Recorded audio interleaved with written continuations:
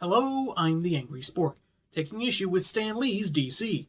We've looked at some heavy hitters through Stan's reimagining eyes, but now we look at his take at a hero that spawned a trend of young allies fighting evil. Now he's recreating Robin, alongside John Byrne, Terry Austin, and Alex Sinclair.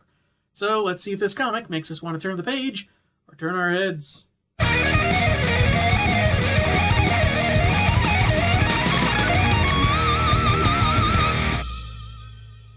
The cover features the title character on a rooftop, sporting a grapnel line, with several tall buildings surrounding him and a giganto moon closing in. Not the first time we've seen that on the cover of a Robin comic on this show. The story begins with him on a rooftop duking it out with Batman, who bluffs at how futile putting up a fight is. In actuality, he notes the kid's got some serious skill. He also has things to do and Bats is just getting in the way.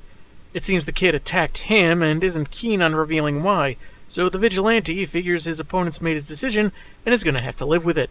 Provided he doesn't lunge at you like that other guy, right? You know, the one that you kicked over a balcony and he accidentally fell to his death. Wayne Williams is pretty rich, so I'm beginning to wonder if maybe he paid off an editor to have that little detail added to his bio. Bats begins gliding around, so the hoodlum uses his cord to, I guess, swing in a big circle and knock him back to Earth. Attempting to get the truth out of him with snark doesn't work, so he just zips back into the air, somehow, and smacks Robin against a building to make him talk, before throwing him onto another roof. How did he... Last time I checked, the wings only let him glide on air. Did his scientist buddy somehow alter the suit so he could fly at any time? Or did a big gust of wind just coincidentally give him just enough lift not only to get airborne, but carry an entire human body with him too? Batman credits the kid for putting up a decent fight, but still wants to know why he attacked, though he decides to peace out once he hears gunfire from a police chase, figuring it's more important. Robin won't be able to catch up without wings of his own, and will have to wait until another time to find Batman. Or else. Something he doesn't want to think about. He makes it to street level and sees a Robin. Doesn't look like one I've ever seen, but moving on. And notes how he seems to spot them wherever he goes. He flashes back to his days at an orphanage, Rob thinking his parents must have hated him to leave him on a doorstep like that, though muses that he should find out why someday. I guess no one ever bothered to tell Robin the very real possibility that his parents loved him but couldn't afford to provide for him and still wanted, him to live. A wacky notion, I know, but there it is. Named after a bird that perched on his crib, Robin was apparently quite the advanced baby, walking and talking after a couple of months, which itself could be considered a meta ability. Most babies can start saying stuff like mama and dada after 6 months and ambulate between 9 and 18 months. Bringing himself back to the here and now, Rob meets with Reverend Dark, admitting he failed his mission, but no worries, he's got a new assignment. Breaking into an old couple's home because they're evil and deserve to have their stuff stolen. Sure, they don't look it, but since the Rev is the only one who can help him, the kid does as he's told. He delivers jewels to Dark and has to wait until the right time before being told why, as always, and is sent to go rest, even though constantly being told tomorrow is really getting on his nerves. Looks like this bird's being kept in the dark.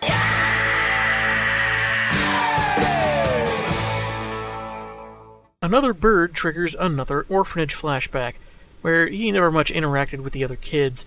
He saw them getting adopted, but felt like he was going to be stuck there until he was grown.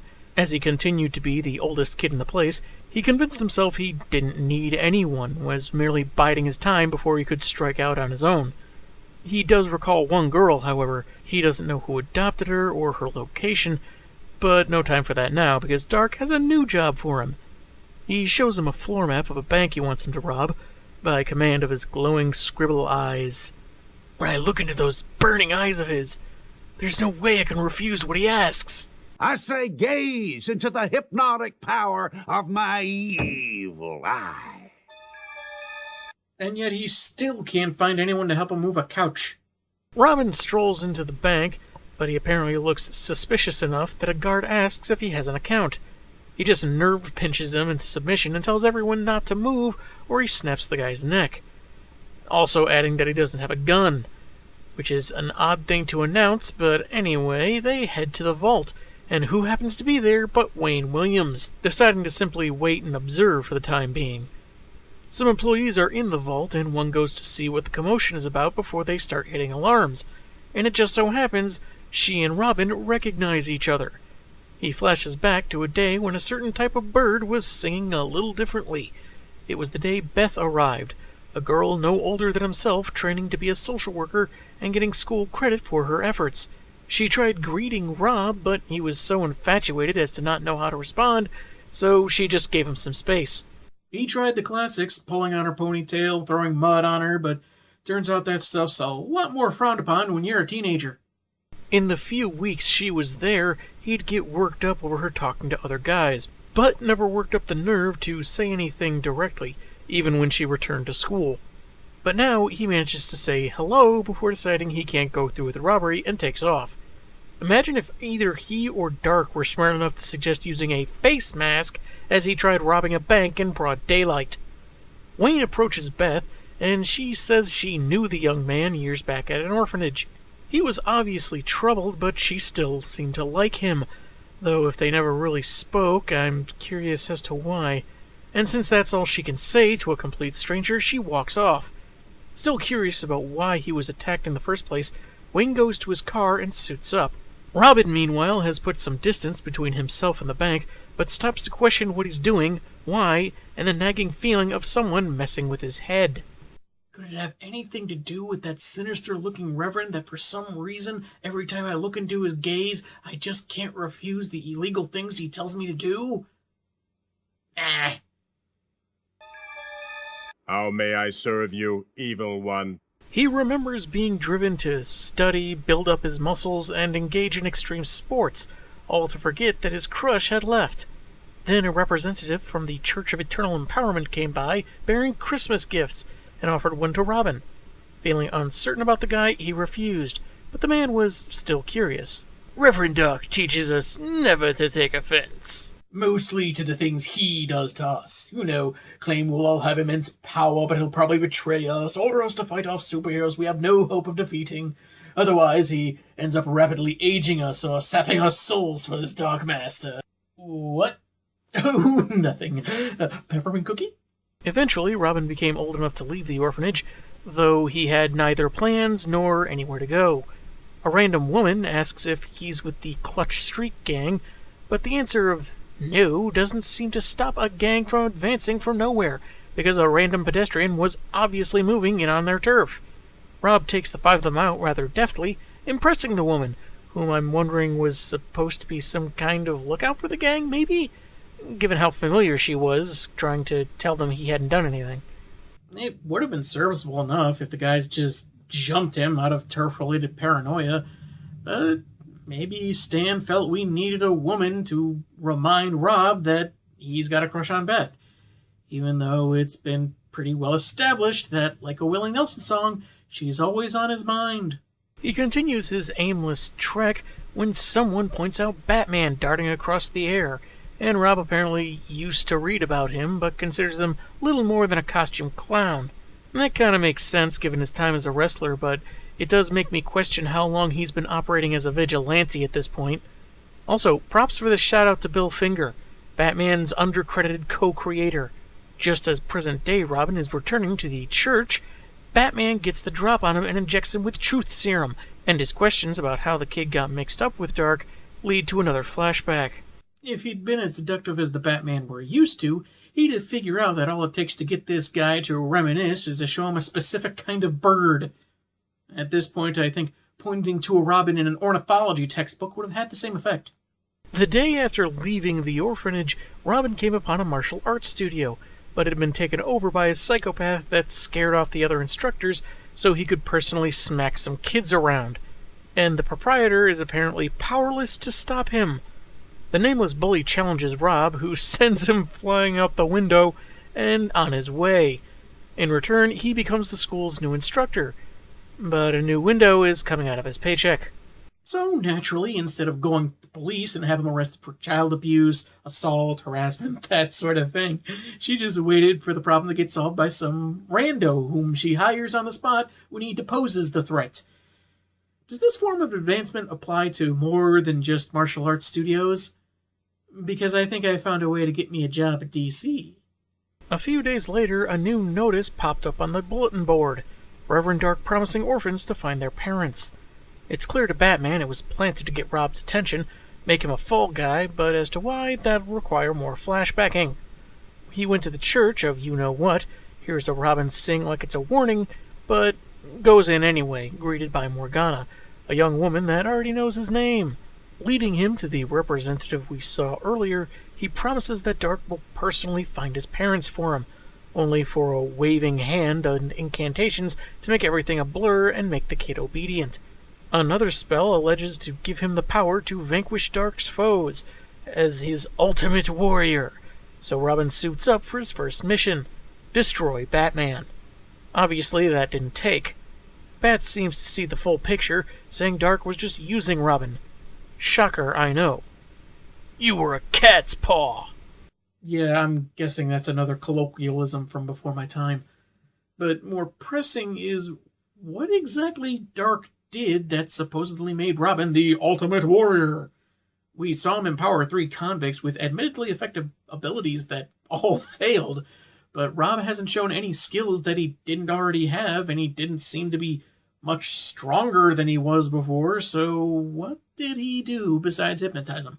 With the hypnosis wearing off and Robin realizing he doesn't like being used, he decides to join up with Batman in infiltrating the church to figure out what the purple Palpatine is up to.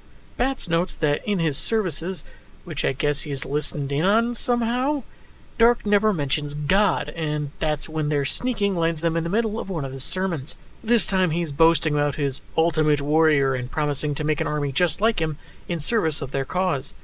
He mentions their oath, which I can't help but recite like the movementarians from The Simpsons. Power is great, power is all, we are destined to conquer, all others must fall. Quickly, stop him before he riffs the Batman theme from the Adam West series, or he'll be unstoppable! Forget things like love and charity. The world should belong to Dark, who wields ultimate power, and his followers shall share in his glory. But then he senses a pair of non-believers to sick his thrall on. If you look close, you can see Bats' shadow take the form of a more classic bat emblem, and that's pretty awesome. Gonna be pretty difficult for Robin's shadow to take the shape of Dick Grayson's classic R symbol. I don't even want to see him attempt Tim Drake's. He'd have to dislocate a limb or two. As the two fight, each their own way, there's a lone woman in the pews of the church, who looks like she's got a pretty nasty shiner. Probably a story there, but it won't get elaborated upon. When she realizes the noise she overheard is from a fight, she leaves to call the police. And either a few minutes pass without any caption to say so, or the cops were just outside by coincidence because sirens are closing in. And since his clock hasn't struck final confrontation time, Dark sends his goons through a portal, which closes in a blinding light before Batman and Robin could follow. They're gone! You sure got a gift for seeing what everyone can see. Hey, he can't help it. That's just how Stan writes dialogue. By the way, pot calling the kettle black. The police storm in, seeing little more than a shadow with bird-like wings as the duo make themselves scarce. Meanwhile, the police are writing off the incident as a false alarm, even though the female who called, odd way to put it, swears she saw Batman and a stranger fighting a gang of monks. Not believing anyone would fight inside a church, because I guess the police are firm believers in the Highlander rule of never fighting on sacred ground, he lets her off with a warning this time. When the cops clear out, Batman says the kid fights well, though he has a chip on his shoulder. Since Dark isn't down for the count, he offers a partnership, but Rob isn't interested. The people he trusts end up betraying him, and he's decided that he's good enough to find his parents on his own. As he swings off, Batman says their paths will cross again, as we see a robin perched nearby. Given the seemingly magical connection he seems to think he has with these animals, maybe you should have let the bird talk to him, Wayne. Couldn't hurt. On the Streets takes us back to the orphanage, narration philosophically opining on what an orphanage is, or an orphan for that matter. Beth has arrived wanting to talk to one of the caretakers about Robin. He says that there are some kids they can't help, but that doesn't seem right to the young woman. For clarity, she wants to talk to 2 kids that knew Rob, who were also never adopted, and thanks to the bizarre names they tend to give kids, she distinctly remembers Mark Merlin and Tommy Tomorrow. All the while, two boys are in the background, getting a little too rowdy in a game of Batman v Robin, Dawn of No, You Are! I'm telling! He goes to talk to Madame Xanadu about her request, and she straight up slaps a punk. She blames these questions on his lack of nerves, and promises to give up the kids she's asking for. She's suspicious? I'll give her something to be suspicious about, starting with your sudden disappearance! No, see, she's already suspicious. That's the problem. Making her more suspicious will only make things worse. Were you making a threat? Because I thought you were just another Andrea Zakara and were just very, very stupid. She opens a portal, sending what's-his-name somewhere presumably dark in exchange for the aforementioned kids. Mark correctly guesses their summons has to do with Beth, not exactly sure how other than writing convenience, and Xanadu encourages them to say nothing but the truth, so help them ominous interdimensional purple demon. Madam X brings the kids out, saying the other guy, whose name we still don't get, had promises to keep. Beth explains that she saw Robin doing something bad, but has a hard time believing he'd go through with it. Tommy repeats the earlier statement that Rob was a loner, and Mark interrupts that he was also a jerk, like when he refused that Christmas gift, snubbing the head of the orphanage.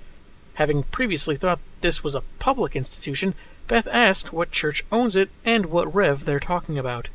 He's the one that named all the kids, Robin for the bird, Tommy Tomorrow because she was a tomboy that was promised to be adopted tomorrow. Wait, we see an image of her as a kid there, and they couldn't have been able to consider her a tomboy as an infant, so was she admitted to the orphanage at an older age and they scrapped her original name for some reason? Or did they just not name her for a few years before displaying a certain personality quirk? And why no last name for Robin? Mark is much more defensive, snarking that perhaps his dad was the fabled magician of Arthurian lore. Beth again asks for the name of the church and the reverend, and he says she's too smart for her own good, or not smart enough, sneering that it's the Church of Internal Empowerment led by Dark, with 2 R's. Xanadu happily shows Beth the door, telling the kids they did a good job and that the social worker turned bank clerk should pose no threat to them. Oh yes, I'm sure your puppet master is going to be thrilled you sent someone of a suspicious mind directly to him, further implicating him, if anything, instead of taking care of it yourself like he wants his minions to do. And what about when Green Lantern told a tabloid that Dark and his church were bad? I guess Wonder Woman picked a really lousy job. Old Lady X shows off some swirly magic power, saying Dark is proud of the kids and might empower them as he did Robin in order to bring him back to the fold. Mark is excited that for once Adam Strange isn't being favored, but is then told he's dead, that he wasn't Dark's favorite child, and that implies he has another, one that might inherit Dark's kingdom. For now, they have chores to do before their next assignment. The young Merlin is certain that, given previous signs of preference, he's the Rev's biological son. Then Tommy, suddenly looking like a middle-aged woman for some reason, points out that the madam never specified the mystery child was male.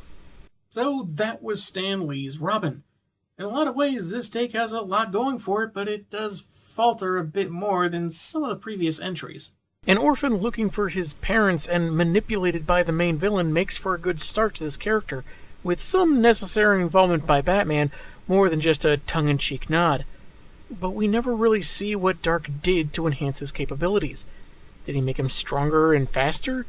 If he could hypnotize Robin, why did he have enough free will to realize something was up, much less decide pursuing Batman at one point was unrealistic? Not to mention, Dark is rather nonchalant about Robin failing to kill bats, and this is a guy who has threatened, tortured, and outright killed previous cronies who didn't live up to his expectations. The bit with the birds having some kind of connection to him didn't really go much of anywhere, aside from maybe some 20/20 hindsight. It also dawned on me while writing this up that Joseph Gordon-Levitt's character from The Dark Knight Rises was noted as having qualities from various Robins from DC's main canon. Yet his real name in the movie was Robin. Maybe this was an intentional nod from Stan Lee's take, Or it was probably a coincidence, since Robin isn't the kid's real name, for all we know. I could look it up, but I don't want to. If his goal was to destroy Batman, why have him burgle a couple's home for jewels? Is this how the church gets some of its money?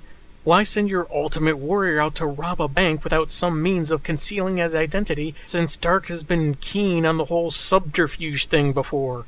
Not to mention, some kind of follow-up to Green Lantern saying the Rev is a threat would have been nice. On the Streets was definitely more of an expansion on the main story than previous installments, while continuing to build its own world with certain allusions and hints.